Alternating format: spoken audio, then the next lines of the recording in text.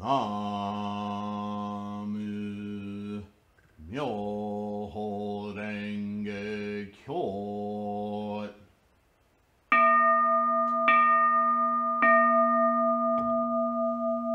Namu Myoho Renge Kyo.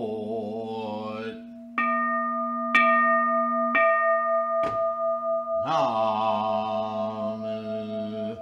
Myoho Renge Kyo.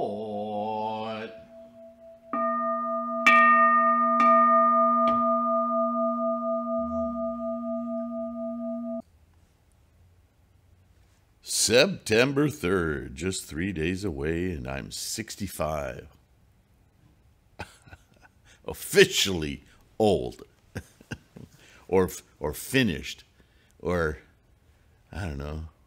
How many words do we have to describe aged decrepitude? Oh. Hello, everyone. Thank you for being here. Say it right off the bat. I'm incredibly proud of your practice. Right? Right, I say right, because it takes effort. The Buddha mind, the awakening of our Buddha-ness, requires of us to do so, to take action, right?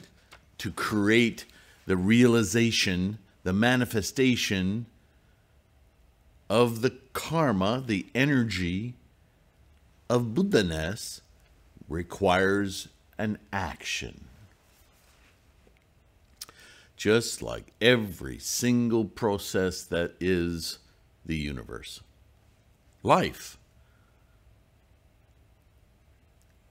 That's in many ways, that's the only key here. We can talk all this study and trying to understand our minds and blah, blah, blah. But the fact of the matter is, you either go through life plummeting along with the time-space continuum and respond to every branch of the tree you hit, or you turn around and you go, oh, beautiful tree. Whoops, don't hit that. Whoops, don't need to hit that.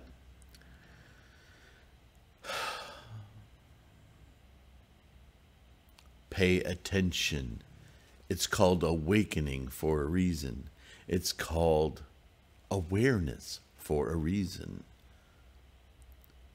They're just words, of course, but they are attempts at human beings to define an action, a manifestation, so that we can all look upon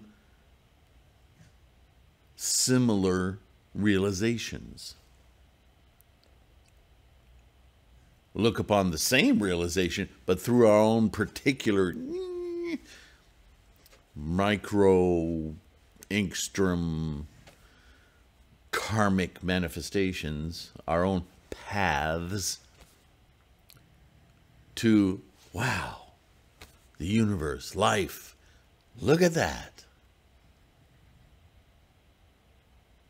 I have more than you have. Oh, shut up. Like that's important. Life. We all have the same amount of life. It's not a competition. How do you define this enlightenment? How do you do it? Perhaps it begins with understanding how our day-to-day manifestations of this karmic maelstrom, and that's not a sex word, maelstrom, M-A-L-E-S, maelstrom, you might say. So you ladies don't feel like you're not included. I could go places here. I think you could probably see my mind punching holes in my head as it's going crazy with words. But they are helpful. They're tools to help us each gain our understanding, aren't they? even though many times, as some of you, my friends, have pointed out, it's a literal word salad, a chef's salad, no less. There's all kinds of stuff in there. Who put the sunflower seeds in here?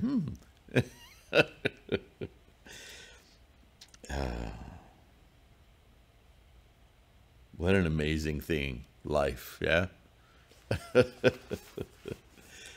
Let's continue with the Vimalakirti, lest I make you all think, wow, this guy's lost his whole mind. Good for me. We'll continue. Quote, the 37 elements of the way are the pure land of the Bodhisattva. When he attains Buddhahood, beings will be born in his country who are proficient in the 4 states of mindfulness, the 4 types of correct effort, the 4 bases of supernatural power, the 5 roots of goodness, the 5 powers, the 7 factors of enlightenment, 7, look at that number again, and the 8-fold noble path. Of course, Burton has to translate noble to holy because he's a Church of England dude. It's not holy, Burton. It's noble. It's of human origin, not, ah. These translations are going to be the death of me. Gosh, it's such a straightforward, amazing thing, Buddhism. Shakyamuni's enlightenment, his clarity. Why, oh why, do these people constantly have to make it mystical? It's so much more than that. It just drives me nuts. Anyway, as you can tell just from that wording, biases aside, the 37 elements, the proficient 4 states of mindfulness, the 4 types of, those are all teachings. It's like, for me, for instance, me talking to you about, I don't know, we're building your house, your construction, and you come by every week and you look at the progress on your beautiful home, future beautiful home. It's in process. Right? And depending on your education, certainly even a meager education, you can appreciate geometry. Right? This house is based on geometry. It's based on math. It's based on materials science. It's based on structural science. It's based on ergonomics. How high should steps be? How many should there be? Right? All these components. You don't necessarily think about all those things when they happen, but maybe to appreciate the building of your house a little bit more, we can throw out all of the fabulous concepts that are coming together in order to construct your future house. We're not reinventing any of them. We're just utilizing all these things we have learned. We have integrated into this now. Do you see? So this is exactly what's happening here. This is the expedient means. Look how all of these basic things you've learned about, how your mind works, how your mind categorizes, how it makes data versus information, how it integrates, how it lets go of ownership while still maintaining participationship.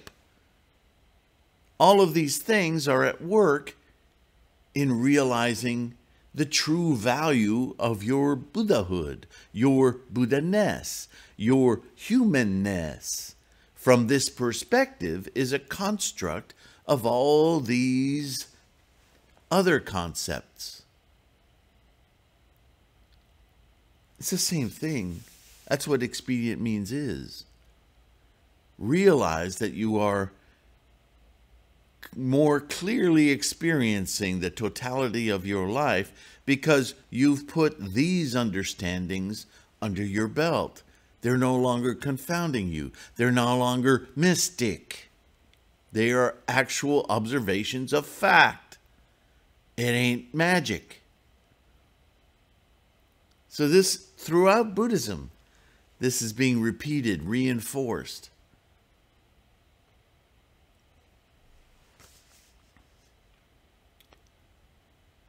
When he attains Buddhahood, when you attain Buddhahood, he will acquire a country endowed with all manner of merits. Not blessings, Burton.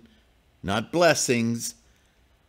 They aren't floating down from the sky or the universe and going, goodbye. They're not blessings. They're merits. They're rewards. The three bodies, right? Right? The manifest body, not the blessing body. The manifest body, this one. Yeah? The Dharma body, the experience of bodying, and the acknowledgement, the awareness of how amazing that is. Those things are real, Burton Watson. Those things are real. They're not given. They're not in a cloud somewhere waiting for us to be good little boys and girls to get them. We make the effort.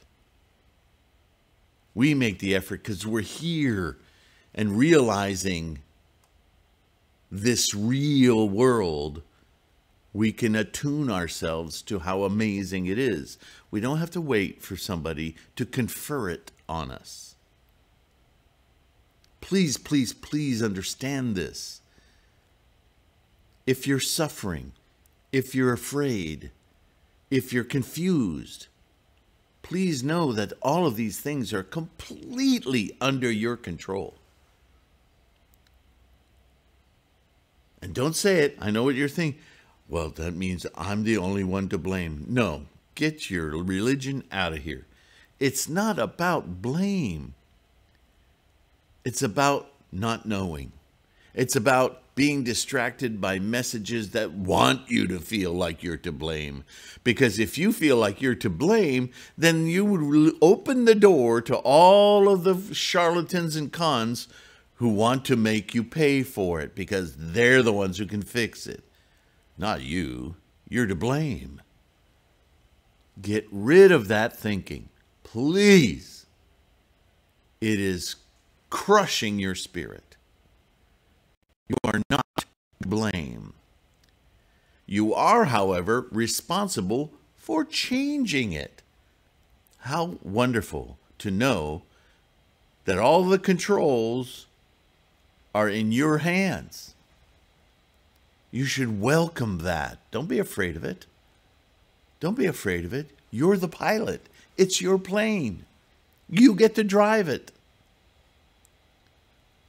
Might seem a little intimidating. I understand. Because nobody's given you that much freedom before. Not until Shakyamuni. That's why Shakyamuni scared the pants off the elite. The higher caste. Right? Anywhere in the world. Those people who think they're in power because they have more money, more connectedness, more whatever. They don't have more. They don't have crap over you.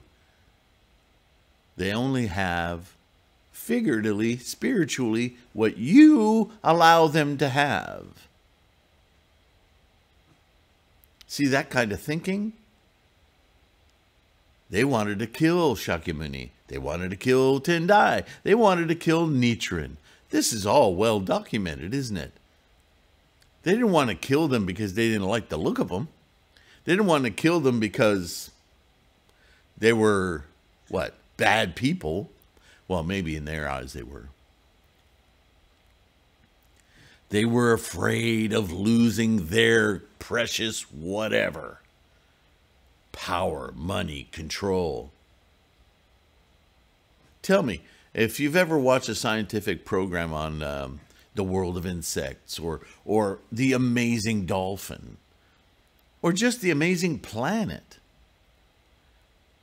Anything you watch about life, systems of life, bacteria, do any aspects of biology, chemistry, life, owe their success to financial wealth? Any of them? I'm not telling you to be poor. Don't misunderstand me. I'm saying that the mechanisms of power and superiority, especially today, are all based on these systems, invented systems of politic, economy. I'm not ignorant enough to think that we're not affected by those things. What I'm saying is they only have power because of an implicit agreement. And we, the people, should be reminded of that each and every day. That when you feel oppressed, understand that you were involved in your own oppression. You don't have to be. And the same holds true for your own life. When I feel like I can't move forward, whatever the parameters are,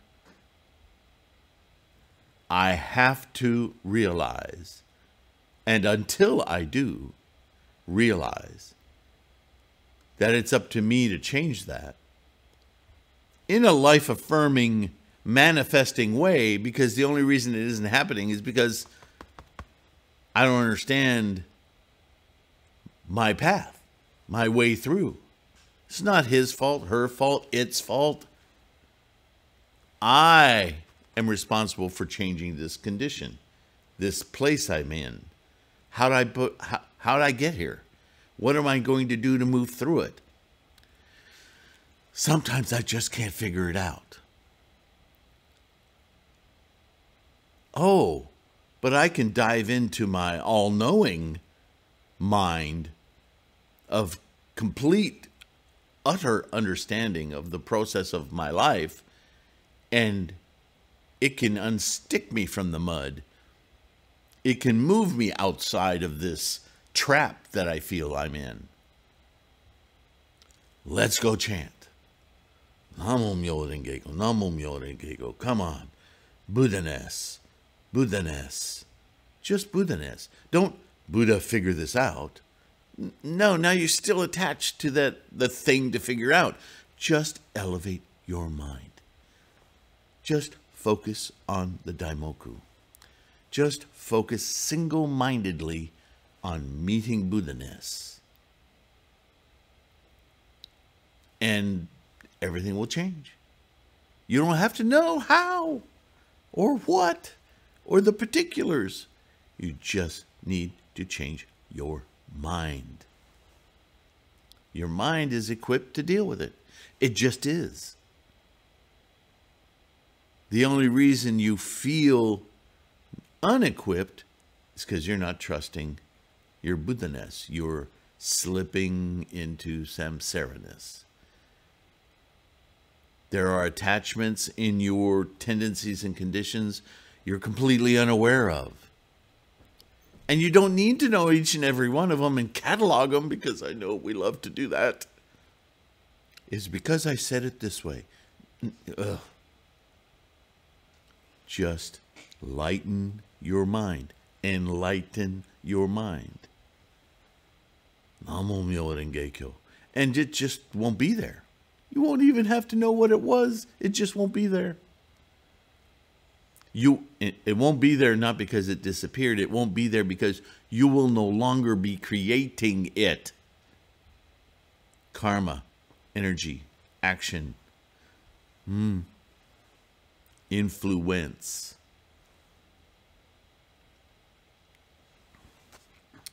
Teaching others to avoid the 8 difficulties is the pure land of the Bodhisattva. I think that's what I just did. Avoid dissecting every obstacle. Just eliminate it. Don't eliminate it through your thoughts. Eliminate it by... This is a great quote, actually. Remember the Karate Kid? Best way to win a fight? No be there. Yeah. That's Buddhism. The best way to get through an obstacle, don't be there. Be Buddha-ness. Obstacle? What obstacle? Right? When he attains Buddhahood, his country will be free of the 3 evils and 8 difficulties. You can go research that, the 3 evils and the 8 difficulties. All they are, again, is the mathematics. How did we get here? Oh, yeah. It just keeps referring to previous teachings. It's kind of what we always do when we learn stuff, isn't it? But just no be there. Observing the precepts himself, but not taxing others with their shortcomings, is the pure land of the Bodhisattva. What your obstacles are, and what you're elevating yourself above, through, around, it's not anyone else's concern because their path is different. You can use those insights to help inspire others to get above, around, under, whatever their obstacles, but you can't tell them the particulars because the particulars is what attaches you to them. When he attains Buddhahood, no one in his country will be called a violator of prohibitions, because to violate a prohibition is to be attached to it. It's a very circular problem that we do constantly, naturally or unnaturally. What should be natural is our Buddha-ness, awakening. The 10 good actions are the pure land of the Bodhisattva. Again, a previous teachings, the 10 good actions. When you course through life as a Bodhisattva, they just manifest. You don't, oh, did I do number 2? No. When he attains Buddhahood, beings will be born in this country who suffer no untimely death, possess great wealth. Interesting how that's suddenly pointed out. Are pure in action, sincere and truthful in word, ever mild in speech, never alienated from kin or associates, skillful in solving disputes, invariably speaking profitable words, never envious, never irate, and correct in understanding. Well, obviously I haven't reached that point, have I? You don't have to tell me, I know. I like to think that my intent is kind of overrides a little bit of my irritable moments, that I'm irritable about the right things, but, you know, that's just me being okay with me, sort of. We all have work to do. I'm not any special person. I've been doing this a long time, so I share my insights to hopefully help you guys with your own, right? But just by reading that, it's kind of funny, right?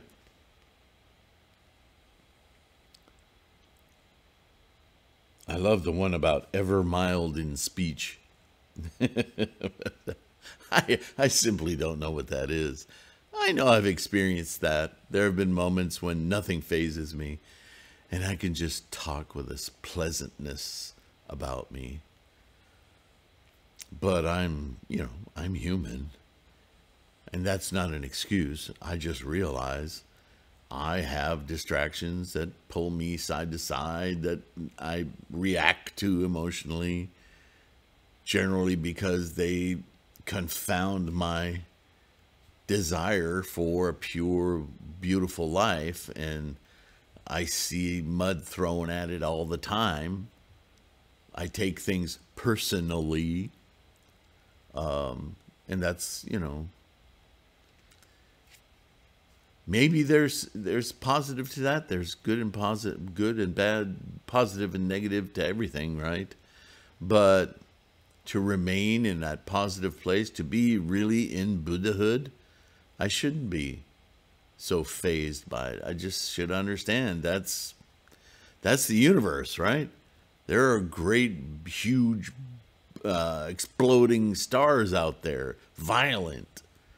But that's also incredibly, insanely amazing. If you were anywhere near it, it would certainly pose a great threat to your life. And I don't know how you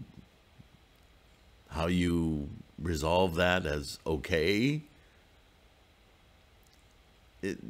Nobody said this practice was easy.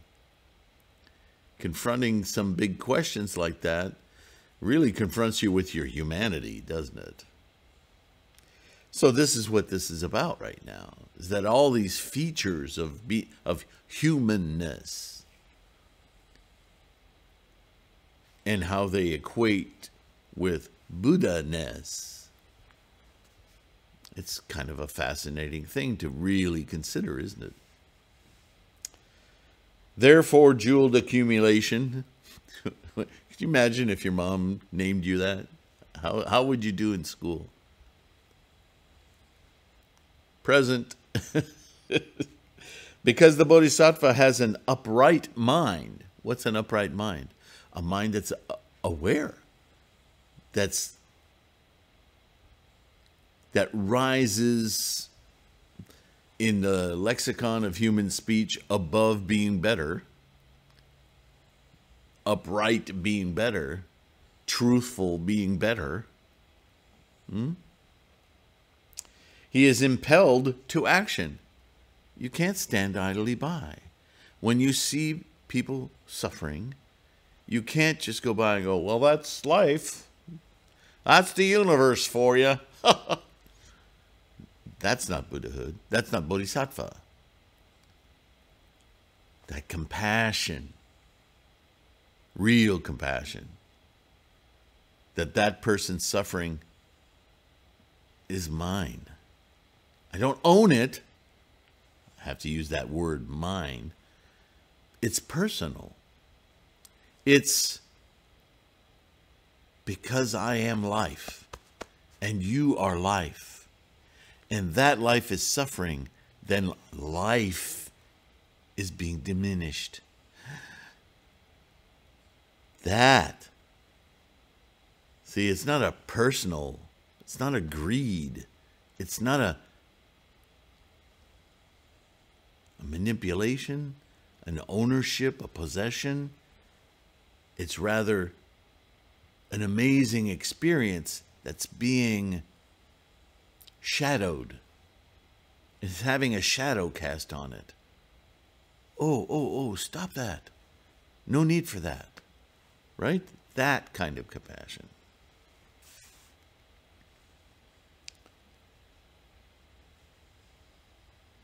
Because he is impelled to action, he gains a deeply searching mind. How? Not why. How? How to alleviate suffering. How to get everyone into Buddha-ness. No matter what their path, their experience. What are you not seeing? Because he has a deeply searching mind, his will is well controlled. You don't just react, oh my God, or oh, that's so sad.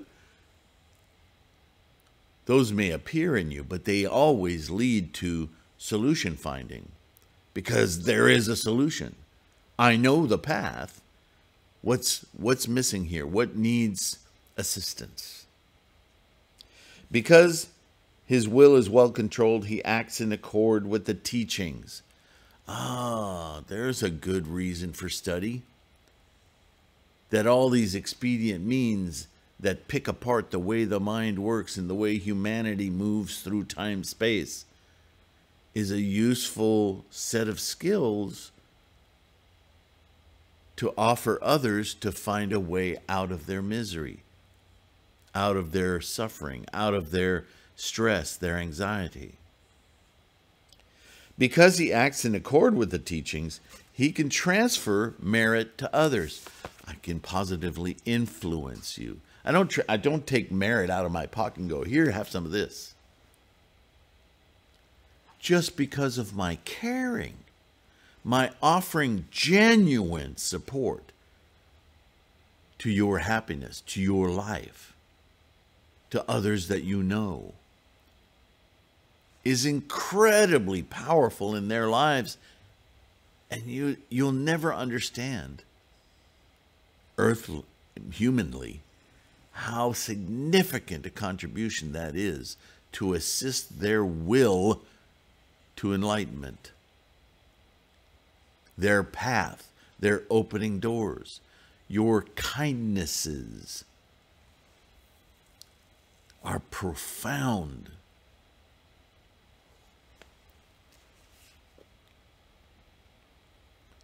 Because he transmits or transfers merit to others, because he positively, life-affirmingly affirms their others' lives, he knows how to employ expedient means.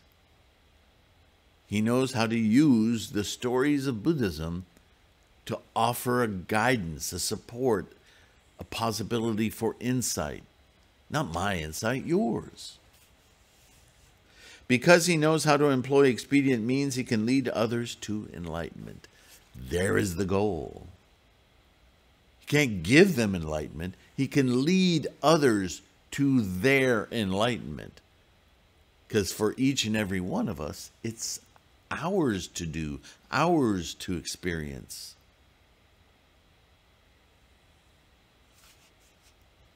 Because he leads others to enlightenment, his Buddha land is pure. Because his Buddha land is pure, his preaching of the law is pure. Because his preaching of the law is pure, his wisdom is pure. His experience, his wisdom, his knowing, his experience is pure. Because his wisdom is pure, his mind is pure.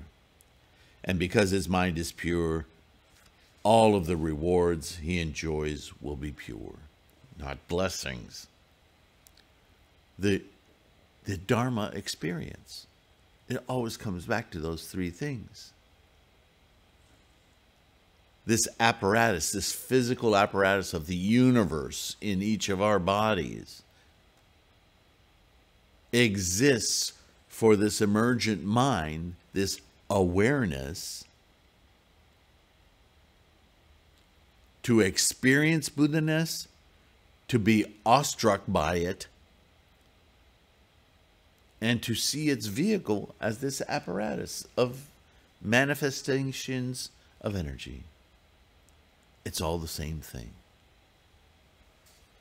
Therefore, jeweled accumulation, buddy, if the Bodhisattva wishes to acquire a pure land, he must purify his mind. And when the mind is pure, the Buddha land will be pure. Oh, is that kind of what I said earlier? If you're going through struggles, if you're going through, the more roiling in yourself, in your mind, is going on about, I don't know, a traffic ticket, a sick relative, a huge argument with a sibling, whatever it is, there's only one path to solution.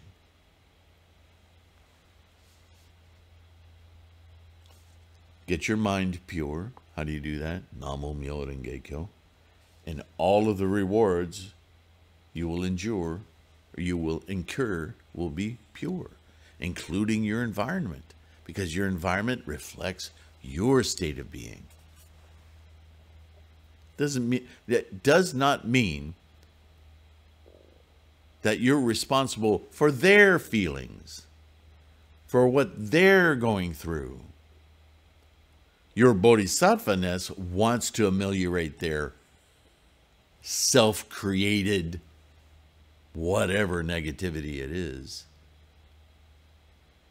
You are responsible for the way in which you experience life, including theirs. You're the guiding light for you. Whether they choose to use that light or shun it, that's on them.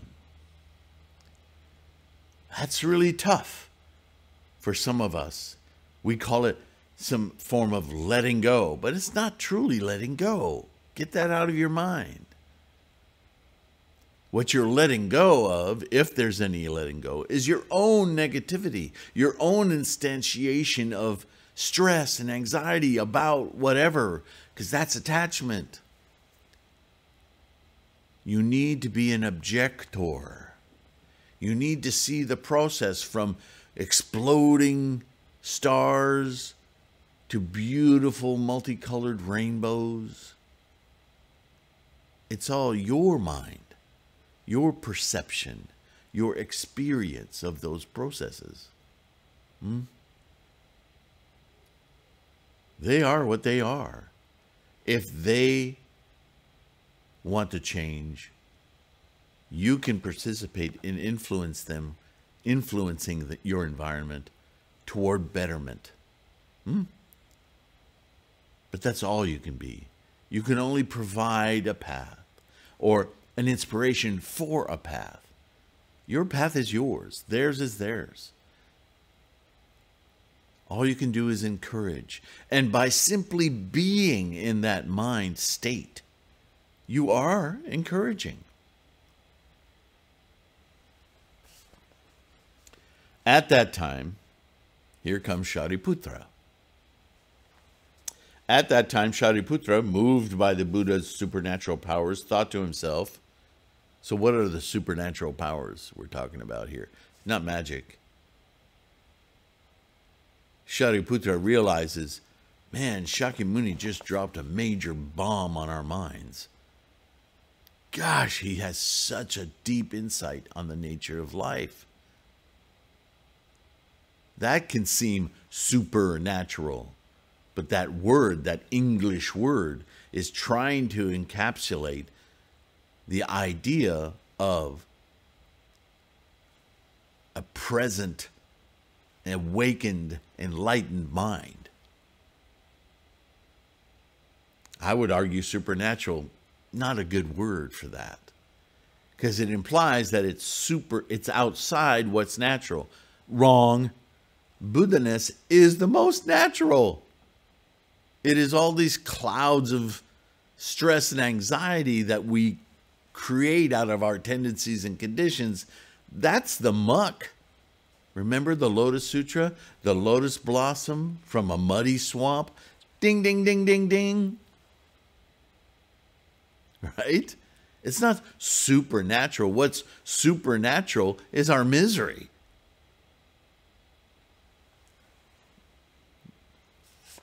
Moving on.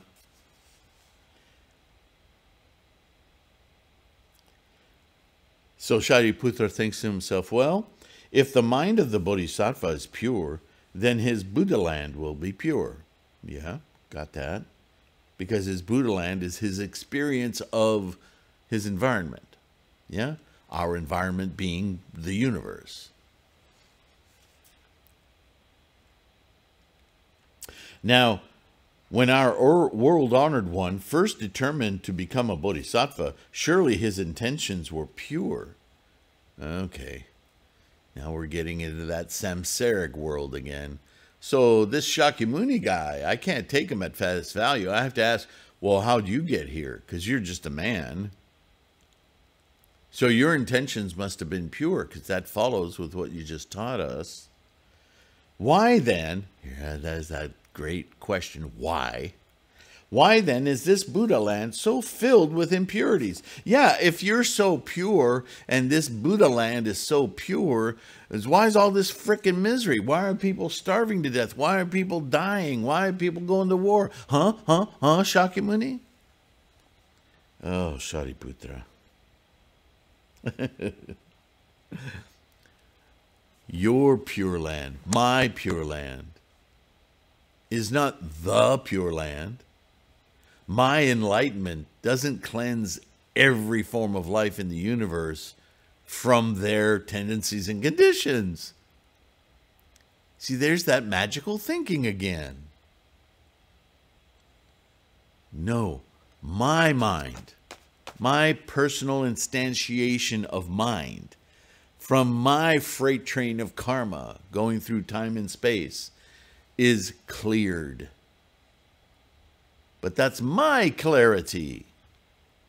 You too can have the clarity, but it will be patterned through your freight train of karmic action, energy, perception, enlightening.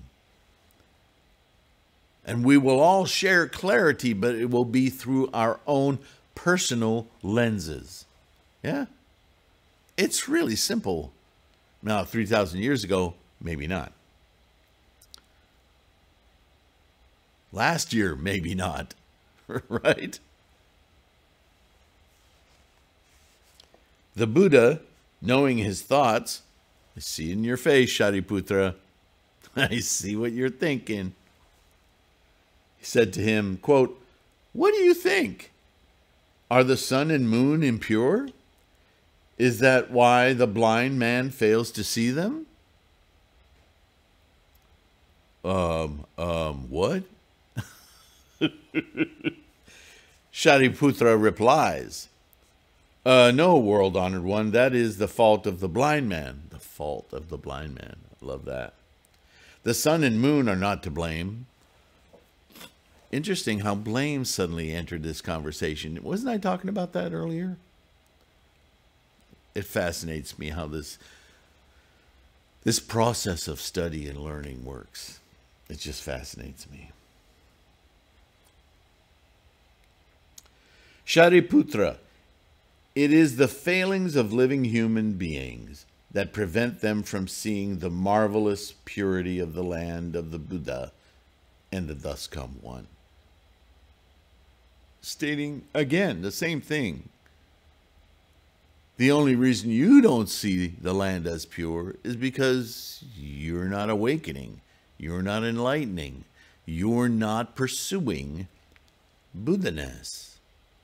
You're trying to judge the land from your earthly attachments. And that never works. It just reinforces the attachments, the illusions. If you want to know how life works, you have to open your mind to how life works. You can't continue to dissect it as though it's a thing. Primary error. The thus come one is not to blame. My enlightenment isn't to blame because you experience misery, either in yourself or around you. I would argue, same thing. Shariputra, this land of mine is pure, but you failed to see it. Oh, man.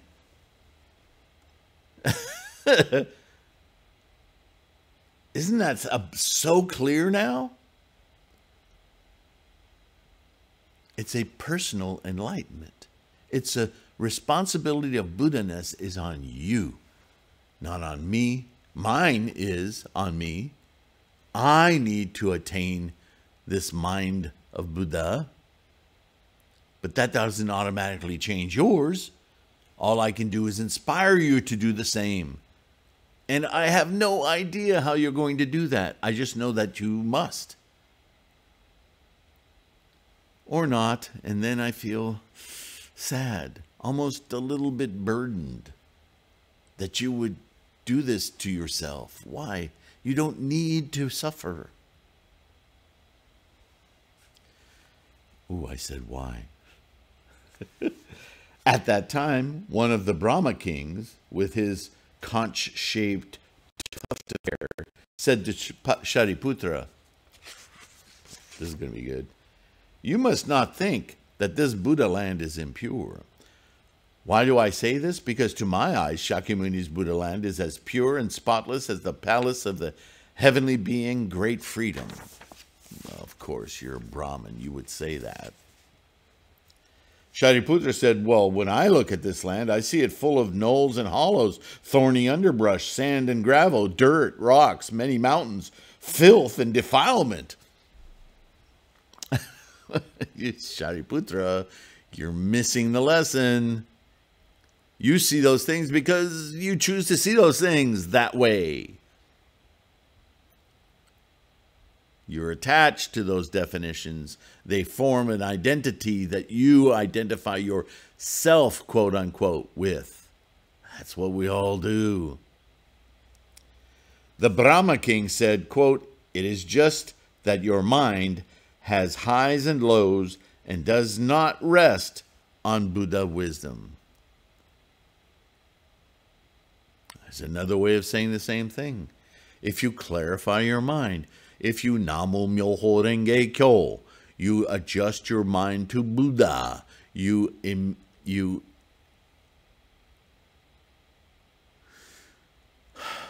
emancipate, liberate your mind from this preoccupation of ownership. Therefore, you see this land as impure because you're trying to grasp everything as though it's yours. And therefore, it must belong to what? The land? The land isn't the land, Shariputra. The land is your perception. Shariputra, the Bodhisattva treats all things and beings, each of them, with perfect equality. In other words, they stop being defined as individual identified things because they're all the same thing, a manifestation, moment to moment. His deeply searching mind is pure, and because it rests on Buddha wisdom, it can see the purity of this Buddha land. This environment that you're so keen on identifying every little nook and cranny of, the Buddha mind simply appreciates it all. It's all beautiful. It's all pure. It's simply an expression of energy. The Buddha then pressed his toe against the earth, and immediately the 10,000 millionfold world was adorned with hundreds of thousands of rare jewels, till it resembled jeweled adornment Buddha's jeweled adornment land of immeasurable rewards. All the members of the Great Assembly sighed in wonder at what they had never seen before. We're in Vegas. And all saw that they themselves were seated on jeweled lotuses. How'd that happen? Buddha is sharing his view of this land that you're having such trouble seeing. Showing you the possibility, showing you what it is you are actively missing. The Buddha said to Shariputra, "Now do you see the marvelous purity of this Buddha land?" It's an interesting lesson here, right? Shariputra replied, "Indeed I do, world-honored one, something I have never seen before and have never even heard of. Now all the marvelous purity of the Buddha land is visible before me." But he's still seeing it as possessions, as things. Shariputra, Shakyamuni knows this, but he's just trying to jar Shariputra's mind a little here. The Buddha said to Shariputra, "My Buddha land has always been pure like this. But because I wish to save those persons who are lowly and inferior, I make it seem an impure land full of defilements. That is all." I'm going to question the translation here a little bit, but basically he's showing that his perception of the universe is brilliant and full of amazement. While to those who are not following the path of enlightenment, that same exact world does not seem so.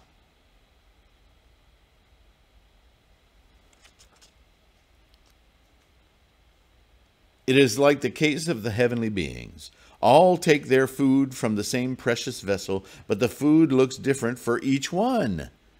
We all arrive at our Buddha-ness through our own Buddha wisdom, our path, our inspirations, our insights, because our karmic freight trains are slightly different. What we have to realize is ours to realize, depending upon the merits and virtues that each possesses. It is the same in this case, Shariputra. If a person's mind is pure, then he will see the wonderful rewards that adorn this land. You will see everything as opportunity rather than obstacle. You're not changing the nature of anything. You're changing your perception of everything. When the Buddha is in this way revealed, the marvelous purity of the land, the 500 sons of rich men who accompanied jeweled accumulation, all were able to grasp the truth of birthlessness, and 84,000 persons all set their minds on attaining Anuttara Samyak Sambodhai. What is that? Namo Myoho Renge Kyo. Single-mindedly invoking Buddha-ness. The Buddha then released the supernatural power that he had exercised with his toe, and the world returned to its former appearance. In other words, here's my mind. Look at that for a minute. Okay, I'm done. Don't you want to get there? Don't you want to see what your Buddha land looks like? Ah, he teased them. 32,000 heavenly and human beings who wish to pursue the path of the voice hearer, understanding that all things are impermanent in nature, cast off the dust, remove themselves from the defilement, and attain the pure Dharma I. And 8,000 monks, ceasing to accept the phenomenal world, put an end to all outflows and gained emancipation of the mind. Freedom. That's freedom, my friends. And that's the end of that chapter. Guess what the next chapter is? Expedient means. You see a pattern here? All right. We'll start that one in the next video. I'm sorry I went a little bit long here, maybe. I don't know if I did or not. I just needed to complete that chapter. I don't know. Because I'm a data point freak, right? Human. Second chapter, expedient means. That resonates. Second chapter, Lotus Sutra, expedient means. I sense a format. All right. Thank you, thank you, thank you, thank you. I'm so proud of your practice, your study, your participation. Don't forget to like and subscribe. If you can, join other patrons on Patreon. Doesn't cost a cent. All the videos are there too, but it is an easy channel to make some donations and help support us. Also, or directly on PayPal. All the links are on the video. I need to start putting them in the description. I'm sorry I've been so long overdue in doing that. I have to figure that out and do that. In the meantime, hey, be kind to yourself. No sense beating yourself up. I know we all do, but whenever you do tend toward beating yourself up or decrying things that don't seem to be changeable, immediately remind yourself, Namo Myoho Renge Kyo. Take care of your health. I hope to see you next time. Use the bookstore, the mandala store, the free threefoldlotus.com. Lots of info there.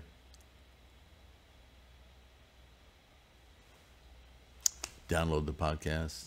Whatever you need to do to support your practice, do it. Take care. I will see you in the next one. Bye for now.